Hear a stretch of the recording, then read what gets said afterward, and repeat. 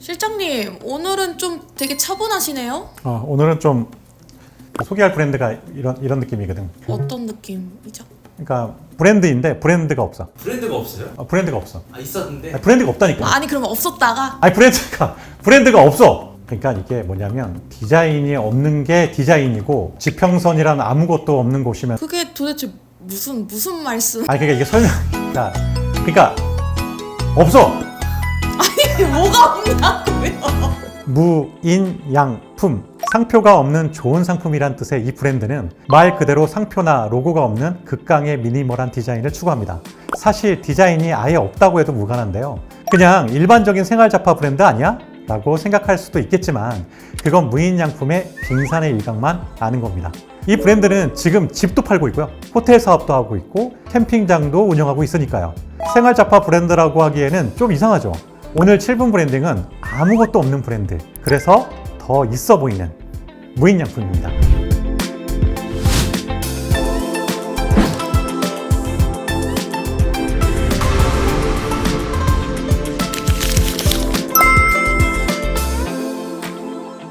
(1980년대) 일본은 최대 경제 호황기, 그야말로 리즈 시절을 찍습니다. 고도의 경제 성장으로 자산 가치가 상승하면서 자연스럽게 일본인들의 생활 수준도 상승하게 되죠. 경제적으로 풍요롭다 보니까 명품 로고와 브랜드들이 엄청난 인기를 끌었죠. 바야흐로 버블 경제의 시대였습니다. 그런데 아이러니하게도 무인양품은 바로 이 버블 경제 시기에 등장한 브랜드라는 겁니다.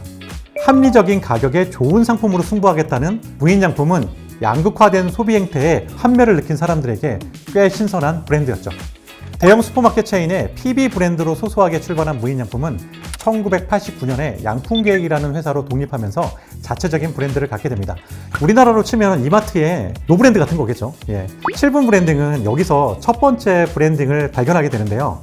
이유가 있어 저렴하다. 무인양품이 최초로 내세웠던 슬로건은 이유가 있어 저렴하다라는 문장이었어요. 실제로 당시 가장 잘 팔렸던 제품 중 하나가 바로 깨진 표고버섯이었습니다. 건조한 표고버섯은 조리할 때는 부셔서 쓰잖아요. 그런데 건조 과정에서 끝이 좀 깨지고 약간 기스가 났다는 이유로 폐기가 되었다고 합니다. 무인양품은 이 깨진 표고버섯을 버리는 것이 아니라 상품화해서 보통의 절반 가격으로 판매합니다. 합리적인 소비자들은 당연히 무인양품의 제품을 선택했겠죠. 50%나 싸니까요. 우리가 저렴한 데에는 다 그럴 만한 이유가 있어 라는 슬로건처럼 불필요한 상표나 포장 이런 거는 정말 최소화하고 질 좋은 상품을 만드는 회사라는 브랜드의 서사가 이 버섯으로부터 시작되는 순간이었죠. 이렇듯 초창기의 무인양품은 합리성과 실용주의를 내세워서 브랜드와 디자인을 최소화하고 상품 본연의 가치에 집중합니다. 당시에는 이런 컨셉의 브랜드가 최초였기 때문에 소비자들에게 큰 호응을 얻었죠.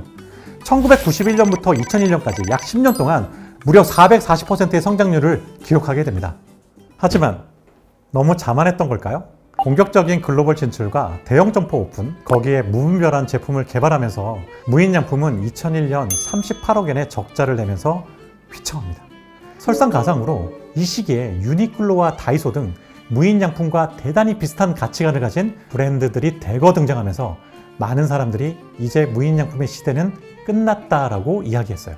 위기에 직면한 무인양품은 이를 극복하기 위해서 많은 노력을 기울이는데 점포와 인원을 많이 줄였습니다. 그리고 모든 매장에 동일한 매뉴얼을 적용하는 등의 구조적인 변화를 시도했고요. 가장 중요한 브랜드의 기조를 한 단계 업그레이드합니다. 여기서 7분 브랜딩은 그들의 두 번째 브랜딩을 발견하게 되는데요. 이유가 있어 저렴하다 해서 이것으로 충분하다. 2001년 무인양품은 아트 디렉터 하라 케냐를 만나게 됩니다. 지금의 무인양품을 만드는 엄청난 사건이죠. 하라 케냐는 텅 빈 지평선을 표현한 포스터로 무인양품의 브랜딩 변화를 시작합니다. 지평선이란 아무것도 없는 곳이면서 동시에 모든 것이 있다고도 할 수 있다. 이건 그의 메시지인데요. 앞으로 무인양품이 나아가야 될 방향을 제시한 겁니다. 초창기의 무인양품이 저렴한 가격과 실용성을 내세웠다면 2000년대부터는 본격적으로 무인양품의 철학을 보여주기 시작한 것이죠.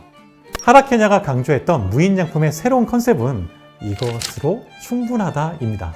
그동안 특정 브랜드만을 선호하던 소비자들에게 굳이 그 브랜드가 아니더라도 품질이 좋은 이 제품으로도 충분해 라는 마음을 갖게 한다는 거죠. 이 컨셉은 다시 한번 무인양품을 수면 위로 끌어올립니다. 무인양품의 대표적인 작품이 거의 이 시기에 만들어졌어요. 끈 스위치를 이렇게 당기기만 하면 되는 벽걸이 CD 플레이어, 쉽게 벗겨지지 않는 직각 양말, 아이 혼자 쉽게 갈아입을 수 있는 파자마 등 얼핏 보면 그저 심플한 생활용품들로 느껴질 수 있겠지만 자세히 보면 기존의 사용자들이 느끼는 불편함이나 부족함을 모두 개선한 제품들이라는 걸 알 수 있습니다. 실장님 집에도 무인양품 제품 많아요? 그쵸. 저희 집도 그러면 뭐 하나 추천해 주세요. 제일 좋은 거. 명품 엄청 많던데 실장님 집에. 그 아내가 되게 좋아합니다. 아내가 좋아해서. 여보세요? 저기 무인양품이 왜 좋아?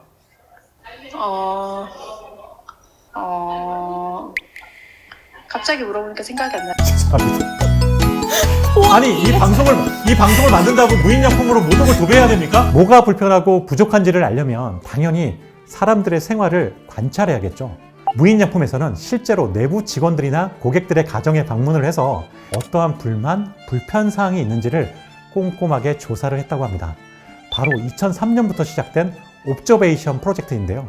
실제 가정이나 생활 속에서 무의식적으로 발생하는 불편함을 관찰하고 이를 개선할 수 있는 아이디어를 모으고 또 모으면서 편리하면서도 디자인적으로도 뛰어난 제품들을 만들어낸 거죠.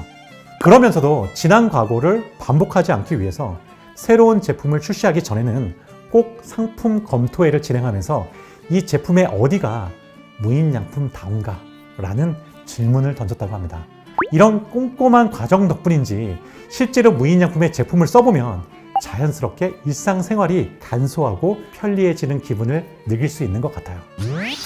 7분 브랜딩의 세 번째 포인트는 무인양품은 제품이 아니라 라이프 스타일을 제공한다는 것입니다. 바로 이 정도면 충분한 기분 좋은 삶. 제도약에 성공한 무인양품은 이제 생활용품을 넘어서 사람들의 라이프 스타일 전반을 상품화하기 시작합니다. 그 첫 번째가 바로 하우스 비전 프로젝트인데요. 실제로 주택을 판매하기도 하고 일본 주택공사와 함께 낡은 아파트를 리모델링해서 임대하는 사업도 하고 있습니다. 기존에 집에 대한 인식이 재테크를 위한 구매였다면 무인양품은 이 프로젝트를 통해서 삶을 구성하고 생활을 포용하는 것으로 변화를 시도했습니다. 나무의 집, 양의 집, 창의 집, 세로의 집 등 집의 기본적인 구조를 제공하고 집이 완성된 이후에는 아이들의 성장이나 취미의 변화로 라이프 스타일이 달라졌을 때 얼마든지 재배치가 가능하다고 합니다. 물론 공간의 설계와 디자인은 모두 무인양품의 스타일이죠. 무인양품은 호텔 사업도 합니다. 현재는 도쿄 긴자와 중국의 베이징 그리고 선전 지역에 무지 호텔을 영업하고 있는데요. 호텔의 설계는 물론 객실 안에 있는 가구와 어메니티까지 전부 다 무인양품으로 도배를 한 그야말로 무인양품에 둘러싸인 하루를 보낼 수 있는 경험을 제공합니다. 무지 호텔의 지향점은 안티-고저스하고 안티-칩입니다. 즉 화려한 것, 저렴한 것은 반대한다는 것인데요. 단순한 숙박이 아니라 자사의 제품들을 통한 특별한 경험을 판매한다는 의미겠죠. 이외에도 무인양품은 캠핑장, 카페와 레스토랑, 출판 등등 다양한 사업을 전개하고 있어요. 그런데 신기한 건요, 무인양품이 이런저런 걸 막 하잖아요. 어울리지 않는 거. 근데 뭔가 이게 생뚱맞네? 뭐 이런 느낌이 아니라 모든 사업들이 참 무인양품답다라고 느껴진다는 거예요. 그러니까 자기다움이 있는 거예요. 여기서 무인양품답다에 대해서 이렇게 그들은 정의를 합니다. 사람들이 기분 좋은 생활을 할 수 있도록 특별한 사치를 부리지 않아도 이것만으로도 충분히 생활을 할 수 있도록 충분히 기분 좋은 삶의 방식을 제안한다는 거죠. 몇 차례 굴곡은 있었지만 그때마다 내실을 다지고 브랜딩을 다듬어서 단단한 성장을 이뤄낸 무인양품의 이야기 어떠셨습니까?